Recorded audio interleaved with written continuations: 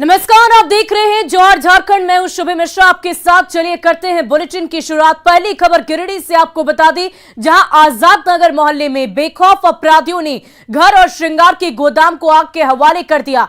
इसमें लगभग 20 लाख से अधिक की संपत्ति जलकर राख हो गई है और इस घटना को अपराधियों ने उस वक्त अंजाम दिया जब पूरे मोहल्ले में सन्नाटा पसरा हुआ था। स्टोर के मालिक निखिल गुप्ता अपने पूरे परिवार के साथ बहन की शादी में गए हुए थे और सूचना पाकर तुरंत दुकान मालिक आनन फानन में पहुंचे, लेकिन तब तक आग की लपटें रौद्र रूप धारण कर चुकी थी और सारा सामान जलकर राख हो चुका था। ये तस्वीरें आप देख रहे हैं। श्रृंगार गोदाम को आग के हवाले कर दिया गया। 20 लाख से भी अधिक संपत्ति के नुकसान की खबर है और देखिए कैसे ये आग की लपटें काफी ज्यादा बढ़ चुकी है और पूरे गोदाम में फैल गई, जिससे 20 लाख से अधिक की संपत्ति का नुकसान हुआ। आप पनिया इधर से मारते थे तो बूझता था, लकड़ियाँ किसी तरह बुता है।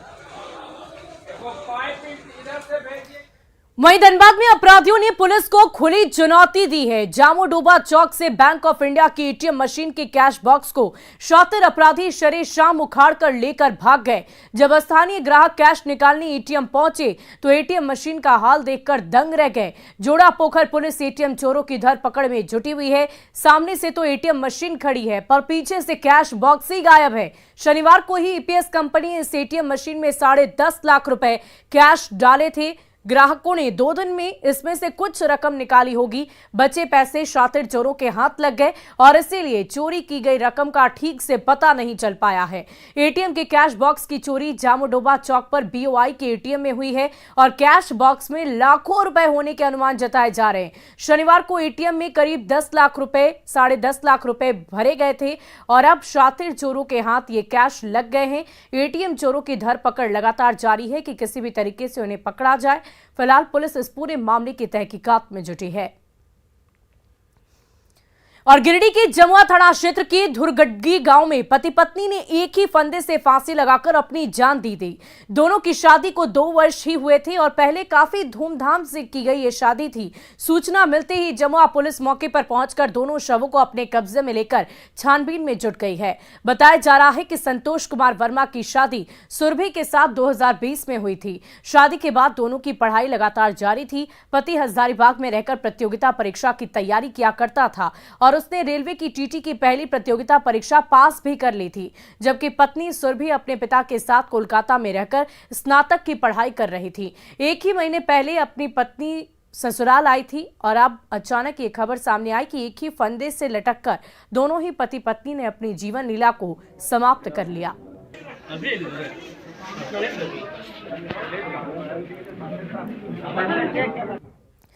अब खबर बोकारो से, जहां महुआटांड़ थाना क्षेत्र के धवैया से दामोदर नदी पार कर रामगढ़ के रजरप्पा थाना क्षेत्र में 40 से ज्यादा हाथियों का झुंड घुस आया।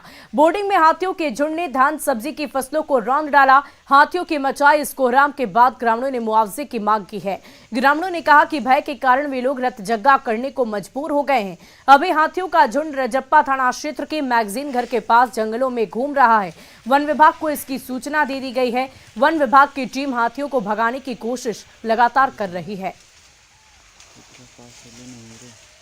तो ये तस्वीरें आप देख पा रहे होंगे, हाथियों का झुंड कैसे जंगलों की ओर बढ़ता चला जा रहा है, लेकिन ये जंगल से बाहर निकलकर ग्रामीण क्षेत्रों में भी जाते हैं। वहां पर फसलों को रौंदते हैं, घरों को क्षतिग्रस्त करते हैं और इससे लोगों को काफी ज्यादा समस्या होती है, परेशानियां होती है। लोग रतजग्गा करने को मजबूर हैं, मशाल जलाकर रहने को मजबूर हैं, लेकिन बावजूद इसके हाथियों का तांडव बदस्तूर जारी है और वन विभाग को इसकी सूचना भी दी गई है, लेकिन कोई खास एक्शन नहीं लिया गया है। इस वजह से ग्रामीण काफी दहशत में हैं। ये तस्वीरें आप देख पा रहे होंगे हाथियों के झुंड की। और प्रवर्तन निदेशालय ने साहिबगंज के बड़हरवा टोल प्लाजा मामले की जांच के अधिकारी शरफुद्दीन खान को समन जारी किया है। खान के अलावा रांची के बिरसा मुंडा सेंट्रल जेल के अधीक्षक हामिद अख्तर को भी समन जारी कर दिया गया है। दोनों को 5 दिसंबर को रांची के ईडी दफ्तर में पेश होने को कहा गया। दोनों के अलावा पंकज मिश्र के ड्राइवर सूरज पंडित और चंदन यादव को भी तलब की गई है। दोनों को 6 दिसंबर को पेश होने को कहा गया है। सूरज पंडित और चंदन यादव को ईडी ने पिछले दिनों रिम्स में धर दबोचा था। दोनों पर न्यायिक हिरासत में रिम्स में एडमिट पंकज मिश्र को फोन मुहैया कराने का आरोप लगा है। और अधिक जानकारी दे रहे हैं हमारे संवाददाता निरंजन कुमार। झारखंड मुक्ति मोर्चा के नेता पंकज मिश्रा और मंत्री आलमगीर आलम को क्लीन चिट देने के मामले में ईडी ने सम्मन जारी किया है। क्लीन चिट देने वाले जांच अधिकारी सरफुद्दीन खान को ईडी ने सम्मन जारी किया है। उनसे 5 दिसंबर को पूछताछ करेगी। वहीं पंकज मिश्रा के न्यायिक हिरासत में फोन पर बातचीत करने के मामले में उसके सहयोगी सूरज और चंदन को भी क्रमशः 6 और 7 दिसंबर को पूछताछ करेगी। अमित अग्रवाल की वकालतनामा में गड़बड़ी के मामले में रांची जेल के सुपरिटेंडेंट हामिद अख्तर से भी 5 दिसंबर को ईडी दफ्तर ने बुलाया है। अब देखना यह है कि जिस तरह से पिछले कई दिनों से ईडी दफ्तर में लगातार पूछताछ कर रही है, क्या सामने कुछ निकल करके आता है। रांची से निरंजन। वहीं झारखंड में नए डीजीपी की नियुक्ति को लेकर कवायद तेज हो गई है। राज्य सरकार ने नए डीजीपी के लिए 7 अफसरों का पैनल ईमेल के जरिए यूपीएससी को भेजा है। जिन 7 आईपीएस अधिकारियों का पैनल यूपीएससी को भेजने पर सहमति बनी है, उनमें 1988 बैच के आईपीएस अधिकारी एसएन प्रधान, 1989 बैच के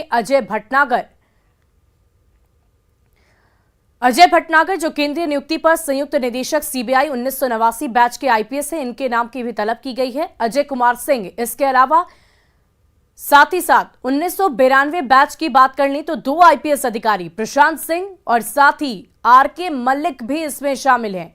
यूपीएससी को 7 सीनियर आईपीएस अधिकारियों के पैनल से 3 नामों का चयन करना होगा और इसके लिए यूपीएससी में भी चयन समिति की बैठक की जाएगी। यूपीएससी जिन 3 नामों का चयन करेगी, राज्य सरकार को भेजेगी। उन्हीं 3 नामों में से किसी एक को डीजीपी बना दिया जाएगा। आपको बता दें कि 1 फरवरी 2023 को वर्तमान डीजीपी नीरज सिन्हा का कार्यकाल समाप्त हो रहा है और इसी को लेकर ये पूरी तैयारी की जा रही है। वहीं ईडी ने झारखंड की सस्पेंड आईएएस पूजा सिंघल और उनके रिश्तेदारों की 88 करोड़ की प्रॉपर्टी अटैच करने का फरमान जारी किया। मनी लॉन्ड्रिंग मामले में ये एक बड़ी कार्रवाई की गई है।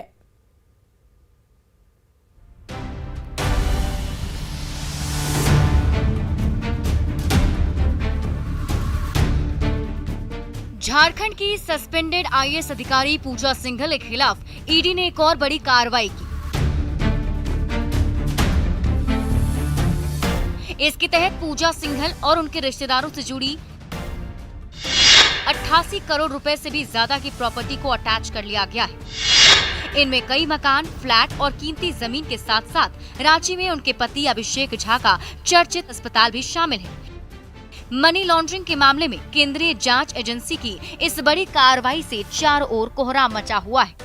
झारखंड में कार्यरत रही आईएएस अधिकारी पूजा सिंघल के खिलाफ केंद्रीय जांच एजेंसी ईडी के द्वारा एक और बड़ी कार्रवाई को अंजाम दिया गया है। उसके खिलाफ अब तकरीबन 88 करोड़ से ज्यादा की प्रॉपर्टी को अटैच करने का फरमान जारी कर दिया गया है। यही नहीं, ईडी ने झारखंड के डीजीपी समेत कई बड़े विभागीय अफसरों को पत्र भी लिखा है, जिसमें पूजा सिंघल के साथ साथ रांची, रामगढ़ और साहिबगंज के डीएमओ के कई काले कारनामों का जिक्र है। इस पत्र में उनके खिलाफ गड़बड़ी की जांच रिपोर्ट के अलावा अवैध तरीके से अर्जित संपत्ति करने की भी जानकारी दी गई है, जिसे ईडी ने पिछले कई महीनों की जांच पड़ताल के दौरान इकट्ठा किया था। कहा जा रहा है कि इस रिपोर्ट के आधार पर जल्द ही बड़ा एक्शन हो सकता है। तो कहा जा रहा है कि जिस तरह से इस मामले में तफ्तीश का दायरा आगे आगे बढ़ता जा रहा है, इस मामले में कई और कार्रवाई को अंजाम दिया जा रहा है और कहा जा सकता है आने वाले वक्त में इस मामले पर कई खनन अधिकारियों के खिलाफ भी जांच एजेंसी ईडी के द्वारा ठोस कार्रवाई को अंजाम दिया जा सकता है। झारखंड की जनता की गाढ़ी कमाई लूटकर खड़ी की गई 88 करोड़ की संपत्ति जब्त कर ईडी ने भ्रष्टाचार पर एक और करारा वार किया है। तो मनरेगा घोटाले में पिछले कई महीनों से जेल की हवा खा रही सस्पेंडेड आईएएस अफसर पूजा सिंघल पर ईडी का शिकंजा दिन ब दिन कसता जा रहा है। शंकर आनंद, न्यूज़ 18, दिल्ली।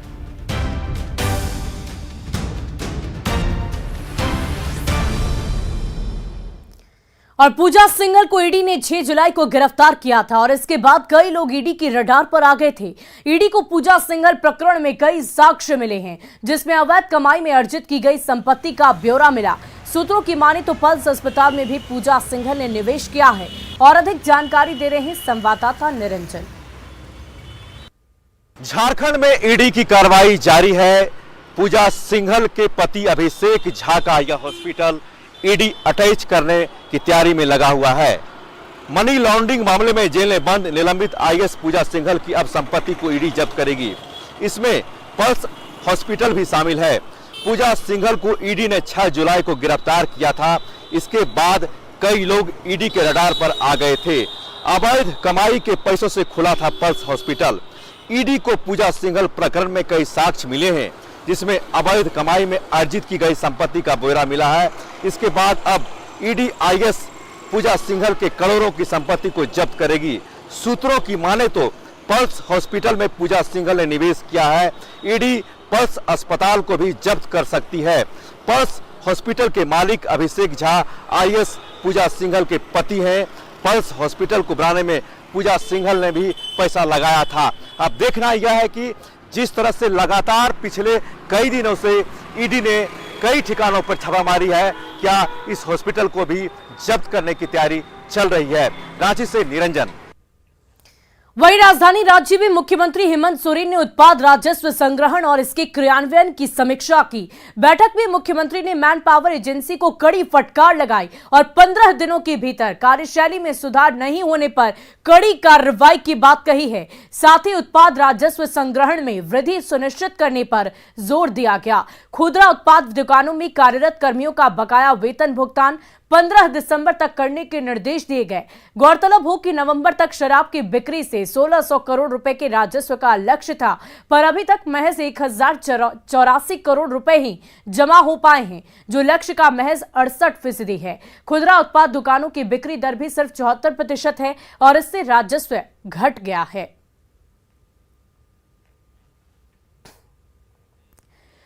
वहीं धनबाद के सीजुआ में शहीद शक्तिनाथ महतो स्मारक समिति की श्रद्धांजलि सभा सियासी अखाड़ा बन गई। श्रद्धांजलि सभा से कुछ ही दूरी पर भाषा संघर्ष समिति के नेता जयराम महतो ने सभा की ओर हेमंत सरकार पर जोरदार हमला कर दिया।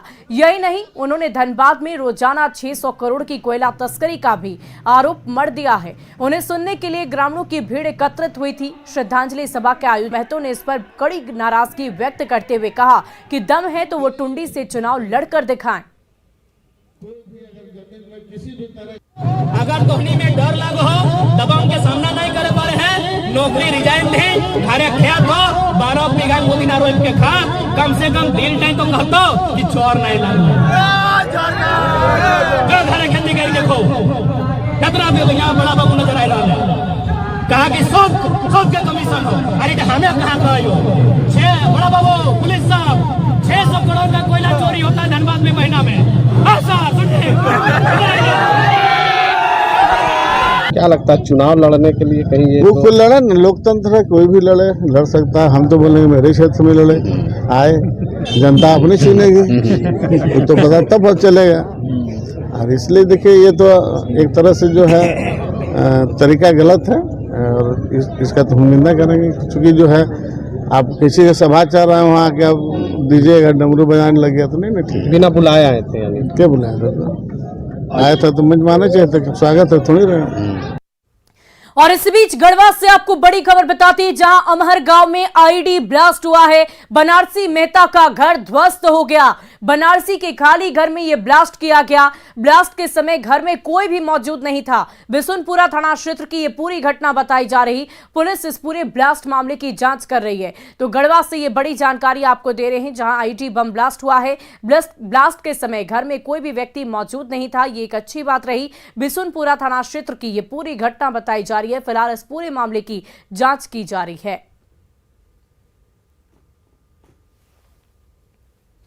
तो ये बड़ी जानकारी आपको दे रहे हैं, अमहर गांव में आईईडी ब्लास्ट हुआ है। गढ़वा से ये बड़ी जानकारी आपको दे रहे हैं, जहां बनारसी मेहता का घर आईईडी ब्लास्ट में ध्वस्त कर दिया गया। हालांकि उस दौरान घर में कोई भी मौजूद नहीं था और बनारसी के खाली घर में आईडी बम ब्लास्ट की घटना को अंजाम दिया गया। ब्लास्ट के समय घर में कोई मौजूद नहीं था, लेकिन फिलहाल इस पूरे मामले की तहकीकात की जा रही है कि आखिर इस पूरी घटना को अंजाम कैसे दिया गया। आईडी ब्लास्ट में पूरा घर ध्वस्त हो गया है। पुलिस इस पूरे मामले की तफ्तीश कर रही है।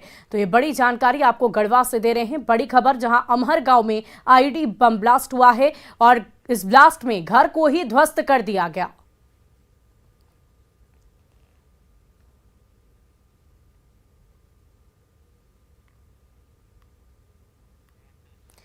वहीं देवघर पुलिस ने नशीले पेड़ से स्कॉर्पियो चुराने वाली शातिर गैंग को धर दबोच लिया है। इस मामले में महिला समेत 5 अपराधी पकड़े गए। उनके पास से चुराई गई स्कॉर्पियो भी बरामद की गई है।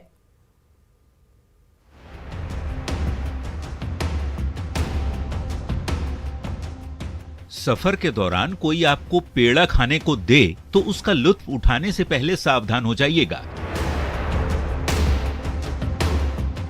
क्योंकि स्वादिष्ट पेड़े में नशीला पदार्थ भी घुला हो सकता है।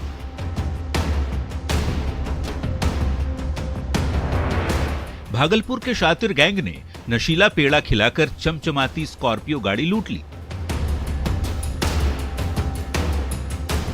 ये वारदात 23 नवंबर की है, जब एक परिवार ने नवगछिया से देवघर के लिए स्कॉर्पियो बुक की थी। इस परिवार में महिलाएं भी थीं, लेकिन कोई शक नहीं हुआ।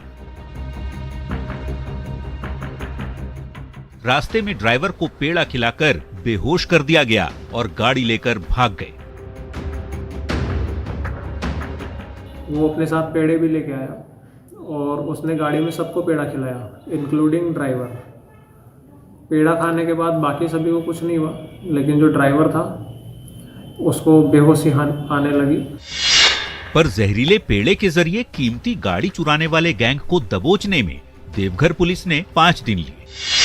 ड्राइवर को बेहोश करने वाले शातिर अपराधी सूरज कुमार को धनबाद से दबोचा गया, तो उसकी निशानदेही पर विनय विश्वकर्मा, विशाल कुमार, लड्डू पांडे और रिमझिम देवी नाम की 4 अपराधियों को देवघर से अरेस्ट किया गया। उनके पास से नशीली पुड़िया और चुराई गई स्कॉर्पियो भी मिल गई। चुराई गई स्कॉर्पियो का इस्तेमाल ये गिरोह शराब की तस्करी के लिए किया करता था। इस तरीके से ये लोग स्कॉर्पियो या बोलेरो चोरी करके या लूटपाट करके शराब तस्करी में यूज़ करते हैं, और जब शराब की तस्करी करते हैं तो उस गाड़ी के अंदर महिलाएं और पुरुष दोनों बैठे रहते हैं, ताकि लोगों को ये रहे कि एक परिवार जा रहा है।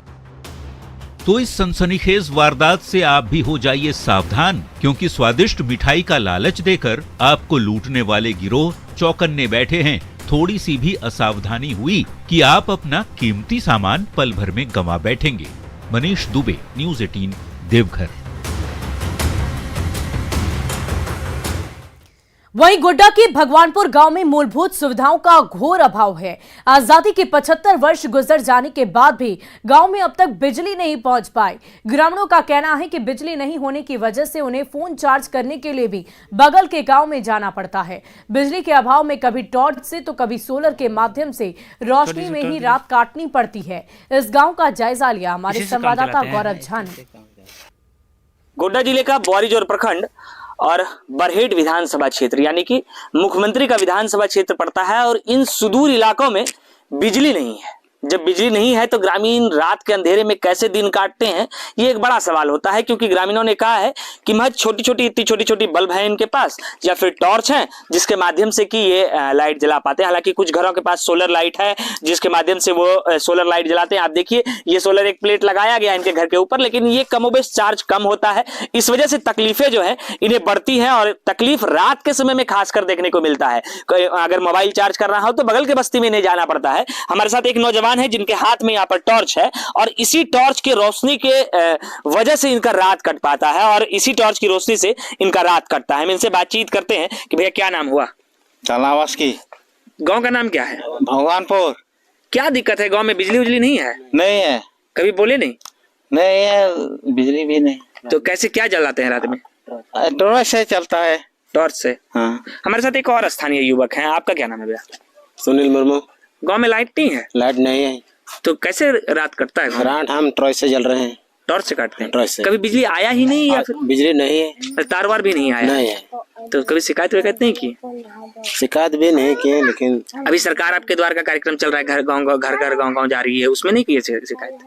शिकायत के नहीं दिए। शिकायत की है लेकिन मिला नहीं। आपको हम अंदर की वो तस्वीर दिखाते हैं। आप देखिए कि यही वो छोटा सा बल्ब है जिसकी रोशनी से ये रात काटते हैं, और फिर जो पूरा रात है किस तरीके से अंधेरे में इनका कटता होगा, इसका भी आकलन आप कर सकते हैं। जब सरकार ये दम भरती है कि विकास की रफ्तारें खूब तेजी से हो रही हैं, सरकार आपके द्वार तक पहुंचती है, तो उस दौरान ऐसे गाँव कहाँ छूट जाते हैं जहाँ बिजली की व्यवस्था तक नहीं की गई है। गौरव झा, न्यूज़ 18, गोड्डा।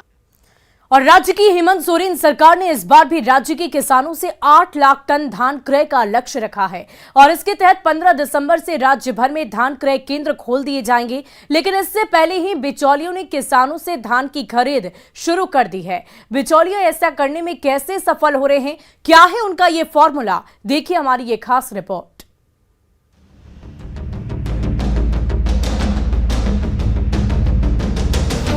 सरकार किसानों से धान खरीद की तैयारियों में जुटी है। किसानों से 8 लाख टन धान की खरीद का लक्ष्य रखा गया है, लेकिन इस लक्ष्य की प्राप्ति से पहले ही बिचौलिए अपना काम शुरू कर चुके हैं।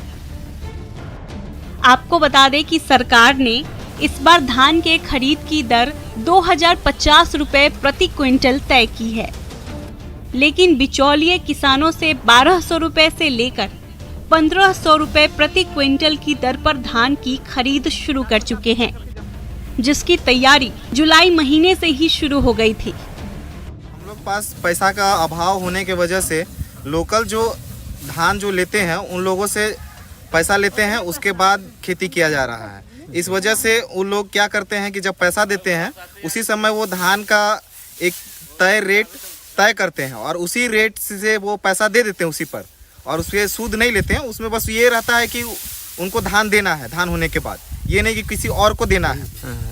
इस वजह से वो मनमाने अपने पैसा को तय करते हैं कि इतना रेट पे खरीदेंगे, और बाजार का जो मूल्य जो रहता है उस हिसाब से नहीं मिल पाता है।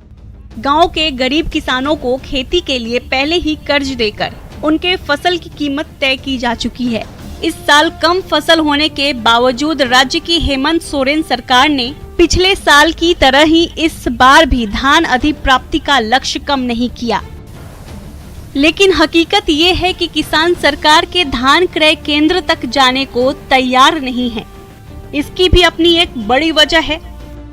उसको सरकार को अगर आप धान देते हैं तो आपको 6 महीना 1 साल के बाद में ही पैसा मिलता है। अगर तुरंत में अगर देता तो सबको उसी को देता है।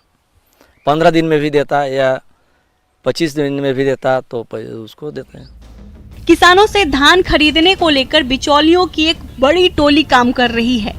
आपको ये जानकर हैरानी होगी कि बिचौलिए गांव-गांव, जंगल-जंगल और पहाड़ तक का सफर करते हैं। किसानों से धान खरीदने से पहले कई तरह की मोल मुलाई की जाती है।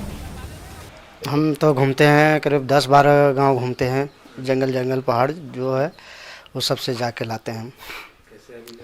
अभी तो 16 रुपये खरीद रहे हैं, 15-16 ऐसे करके खरीदते हैं बोरा में। एक तो पैसे के अभाव में खेती, ऊपर से धान बेचने के बाद रुपयों के लिए महीनों का इंतजार भला किसान कैसे करे।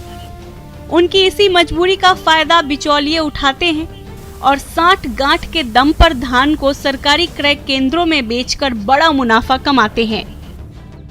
न्यूज़ 18 के लिए रांची से अविनाश कुमार की रिपोर्ट। और फिलहाल इस बुलेटिन में अभी के लिए बस इतना ही, लेकिन न्यूज़ 18 बिहार झारखंड पर खबरों का सिलसिला लगातार जारी है।